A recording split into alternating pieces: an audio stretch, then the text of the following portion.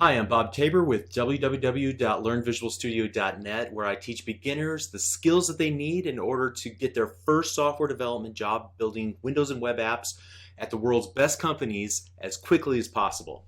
In this lesson, I'm going to install the free edition of Visual Studio named Visual Studio Express that you can use to follow along with the rest of this course.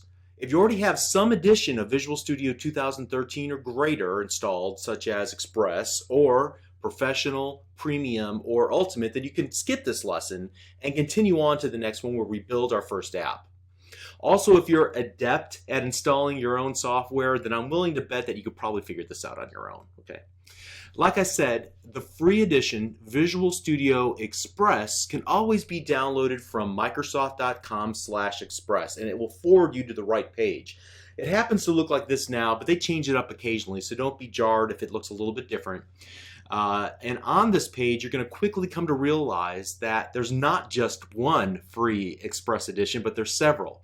And you're going to choose the one that you need based on the platform, or rather, depending on the type of application that you want to build. So, for example, if you scroll down on this page, there's Express 2013 for web, Express 2013 for Windows, Express 2013 for Windows Desktop, and Express 2013 for, where are you? There you are, Windows Phone.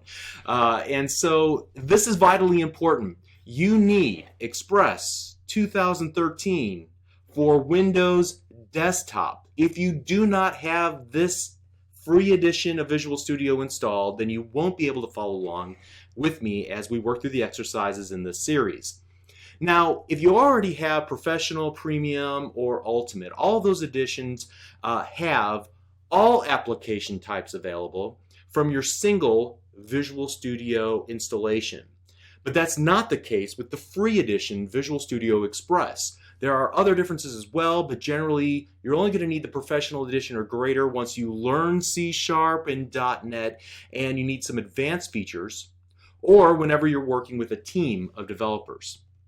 So a common mistake that new developers make whenever they're attempting to follow along in this series is that they mistakenly download Express 2013 for Windows instead of for Windows Desktop. So you would use the Windows edition for building store apps, like the Windows Store. And we have a whole series about that on Channel 9 and then also on Microsoft Virtual Academy if you're interested in that. But we're going to use, let's get back to the desktop, we're going to use, where are you? There you are, Express 2013 for Windows Desktop to create simple console window applications in this course. So locate the Express 2013 for Windows Desktop edition, and then you'll click the download link, and you'll see a panel revealed that describes more about Visual Studio Express 2013 for Windows Desktop. In this panel, you'll also have several options, whether your download language is preferred to be English or something else, whether you would want to install the DVD or just the little installer. So in ISO, this DVD5 ISO image, it's basically just a DVD image that includes all the features, even those that you may not need, and therefore it might take a little bit longer to download. So honestly, I recommend that you choose that first option by selecting the Install Now link. All right, that'll take you to another page that would ask you to potentially log in. As you can see, I'm already logged in, but if I wasn't, I would see a page that looks like this, asking me to log in. So I'm going to go ahead, log in, and then I'll have the option to either download the Express 2013 for Windows Desktop or Ultimate. And I wouldn't recommend this one yet because it's a time trial. So let's just go ahead and choose Express 2013 for Windows Desktop. If you're using Windows Explorer, you're going to be asked whether you want to save the installer or run it. Typically, I just click the Run button, but you might choose to click Save if you think you'll need to install it again in the future. So when the installer begins, you're going to have the option of installing onto a different folder or drive. I generally leave the default locations alone. However, you might want to change this if you're running out of room on your primary hard drive. You're also going to be asked to read and agree to the license terms and the privacy policy by clicking the checkbox. And once you've agreed to the terms, then you want to click the big install button at the very bottom of the dialog. Because Visual Studio will need to modify some of the settings of your operating system and your file system, then you're going to be presented with a UAC, User Account Control dialog, asking for permission. So we want to click the Yes button.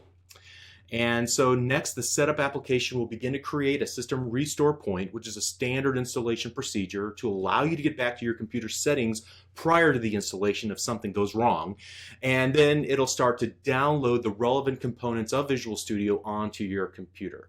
So I have a pretty fast internet connection, and still this takes about 10 minutes to go through. So you might want to take a quick break while you're waiting for this and come back in a few minutes.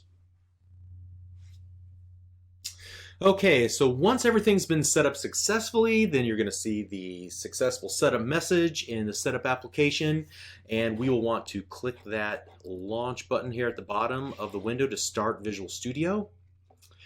And here again, we're going to ask to sign into Visual Studio. This time it explains you're going to gain some benefits from signing in. However, you can skip this step if you want to with that little link below the sign in button. I'm a conformist, so I will click the sign in button. I will put in my accounts. And as you can see, Visual Studio will search online and set up this copy of Visual Studio according to my previous preferences. And after a moment or so, I see the Start Page tab loaded in the main area of Visual Studio, indicating that I'm ready to get started. So now we are ready to write our first lines of code in C# in the very next lesson. We'll see you there. Thank you.